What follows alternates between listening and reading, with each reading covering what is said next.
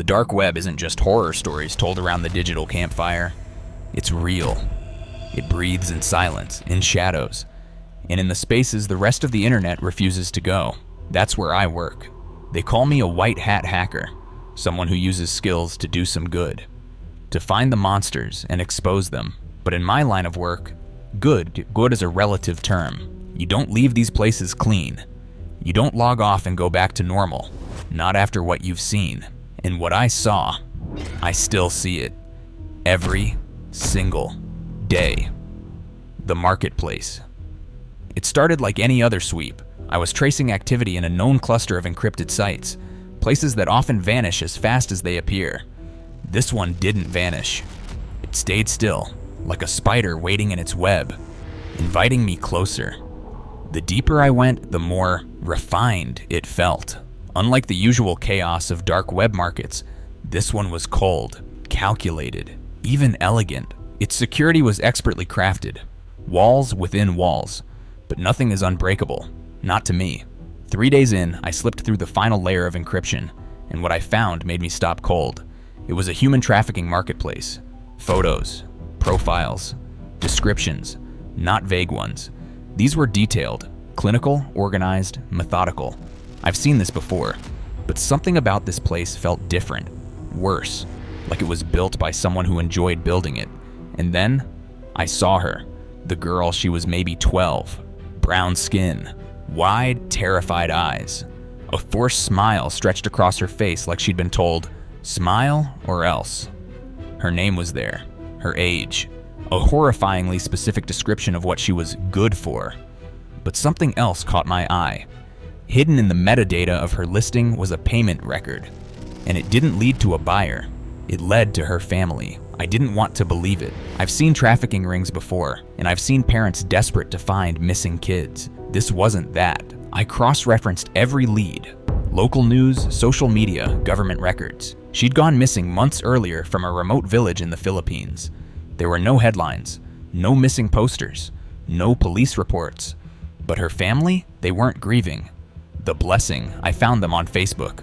The same week she disappeared, they started celebrating. New clothes, a brand new house, party photos, big grins, hashtags like #blessed. Blessed? No, paid. A deposit hit their bank account days after the girl vanished, and then the spending started. They'd sold her, their daughter. Not stolen, not kidnapped, sold. I sat in the dark for what felt like hours, just staring at the screen. Her face on one monitor, her parents dancing on another. I'd seen evil in code before, but this was different.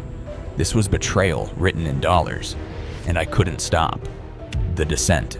I pulled everything, bank statements, private messages, even metadata from family photos. Every transaction told a story of people trading blood for comfort. I wasn't supposed to get emotionally involved.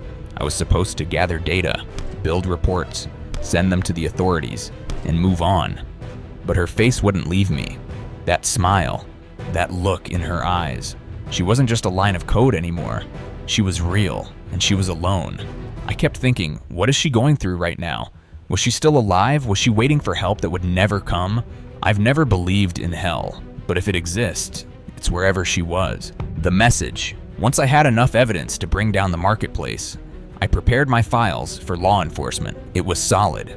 Names, dates, servers, transactions, even partial identities. The site was taken down within days. That should have been enough. But it wasn't. Her parents, those smiling monsters, were still posting, still partying. They were living in comfort while their daughter was God knows where. So I made a choice. I sent them an email. Anonymous, untraceable, no subject line, no message, just images. Images of their daughter from the marketplace, blurred enough to protect her dignity, but clear enough to leave no doubt. I'll never know if they opened it, but I hope it haunts them. I hope it rots them from the inside. It wasn't justice, but it was something. What comes after the case was officially closed on my end. The data went where it needed to go. The network was crumbling. Another monster dead, but I couldn't let go. I still see her when I close my eyes. That moment she was told to smile for the camera. The moment they took her childhood and sold it off like furniture. And what breaks me, what truly breaks me, is knowing this wasn't rare. This wasn't unique. It happens every day. Haunted in the light. Even after the site went dark, I didn't sleep. You'd think taking it down would bring relief, closure, but all I felt was guilt. Guilt for not finding her sooner. Guilt for not being able to save her. Guilt for every second she spent in that hell while I stared at code, oblivious.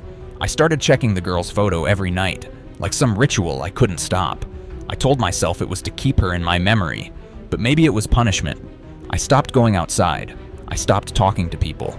Every time I heard laughter from my neighbors, I imagined her parents, smiling, rich, free. I couldn't shake the feeling that I'd failed, because even though I'd dismantled the system, the damage was done. It wasn't just the monsters buying and selling lives. It was the silence of the world around them. I kept digging deeper than ever, not just for her, but for all of them. For every child whose face gets buried in code. And in the back of my mind, a question started gnawing at me. What if I'm not just the hunter? What if I'm just another witness? Too late, too weak, too removed. And if that's true, then maybe I don't deserve peace. The silent scream. We talk about evil like it's something out there, a shadow, a figure in the dark. But sometimes it's closer.